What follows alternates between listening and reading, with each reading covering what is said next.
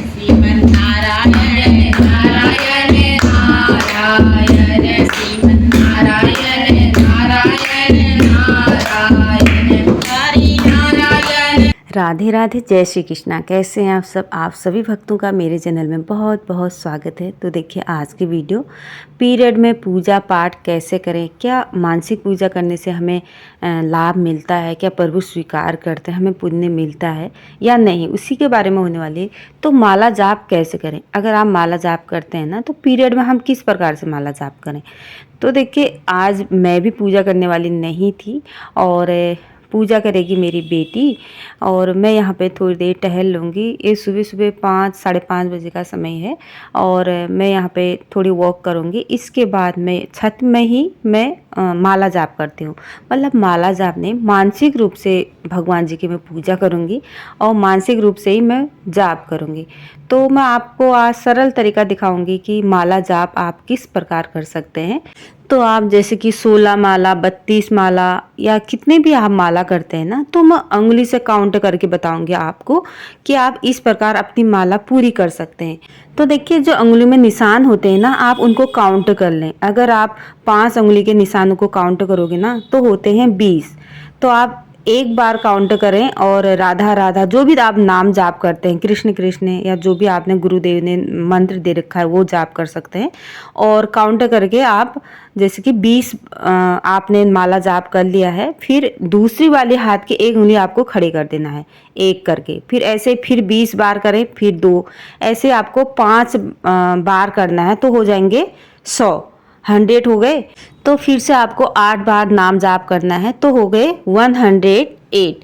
तो क्योंकि माला में 108 दाने होते हैं ना, मड़के होते हैं, तो इस हिसाब से भी आप अपनी माला पूरी कर सकते हैं। मैं तो इसी तरह से अपनी माला पूरी करती हूँ।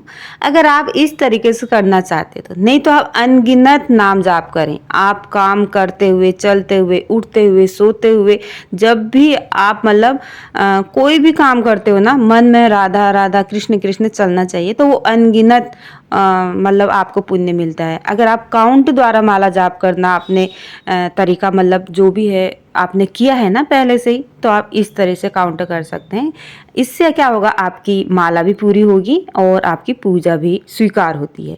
ऐसा नहीं है पीरियड में हम पूजा नहीं कर सकते हैं, क्या हम भगवान जी हमारी पूजा स्वीकार करेंगे या नहीं करेंगे? पीरियड में भी पूजा हमारी स्वीकार होती है, फल मिलता है, पुण्य मिलता है। आप इस तरह से पूजा करें और शांत मन से एकांत में बैठ जाए। आप नीचे कोई आसन बिछा लें या अंदर भी आप, लेकिन मंदिर में आपको पूजा नहीं करनी, माला नहीं छूना, कोई ग्रंथ नहीं छूना है। आप फोन में भी रीड कर सकते हैं। जैसे आपने कोई नियम ले रखा है ना, जैसे रामायण का, गीता का, भागवत गीता का, तो आप अपने बच्चों से भी सुन सकते हैं और उस नियम को पूरा कर सकते हैं। यह आप मोबाइल में भी रीड कर सकते हैं, सुन सकते हैं। ये नियम आप इस तरह से पूरा कर रहे हैं 6 दिन तक। और देखिए आप ग्रंथ को नहीं छूना है, माला नहीं छूना है, भगवान जी की कोई भी वस्तु नहीं छूना है, मंदिर में आपको जाना ही नहीं है, ठीक है। और आपको कम से कम 6 दिन तक ये परहेज करना है। आप 7वें दिन नहा धो के तब आप पूजा कर सकते हैं मंदिर में भगवान जी की, और ग्रंथ छू सकते हैं, माला जाप कर सकते हैं। तो देखिए जब आप पीरियड में नहीं होते हैं ना, तो आप शारीरिक रूप से भगवान जी की पूजा करते हैं, जैसे कि उनको स्नान कराना, उनका श्रृंगार करना, दिया प्रज्वलित करना, उनके लिए भोग बनाना। तो पीरियड में होने के बाद आप क्या करोगे ना, आप एक आसन बिछा के बैठ जाएं, वहाँ पे आप मानसिक रूप से सोचें, जैसे कि आपने भगवान जी को जगा दिया। अगर घर में लड्डू गोपाल जी हैं तो उनको जगाते होंगे आप, तो आप मानसिक रूप से सोचें हमारे लड्डू गोपाल जी जाग गए हैं, उनको लाड लगाएं, प्यार करें। और फिर उसके बाद उनको दूध का भोग लगाएं, जल का भोग लगाएं, बाल भोग लगाएं, मिश्री, माखन, जो भी आप लड्डू गोपाल जी को खिलाते हों। उसके बाद उनको स्नान कराएं, पंचामृत स्नान कराएं। मतलब आपको ये मन में सोचना है, ठीक है। तो इसके बाद उनका अच्छा सा श्रृंगार करें, फिर उनके लिए भोग बनाएं। लड्डू तैयार कर लिया, पूरी सब्जी, ठीक है। ये आपको मानसिक पूजा करनी। कहा जाता है ना, शारीरिक पूजा करने से मानसिक पूजा का ज़्यादा फल पुण्य मिलता है। तो क्यों ना आप मानसिक रूप से रो लड्डू गोपाल जी को 56 भोग लगाएं, मन में सोचते जाएं। जैसे कि हमने मिठाई बना ली, लड्डू बना लिए, पूरी सब्जी, हलवा, खीर, और भगवान जी को तुलसी पत्र रख के उसमें भोग लगा दिया। बड़ी सी सोने की थाली ली है और सोने के कटोरों में भगवान जी को हमने परोसा है, उसमें एक तुलसी पत्र डाल दिया है।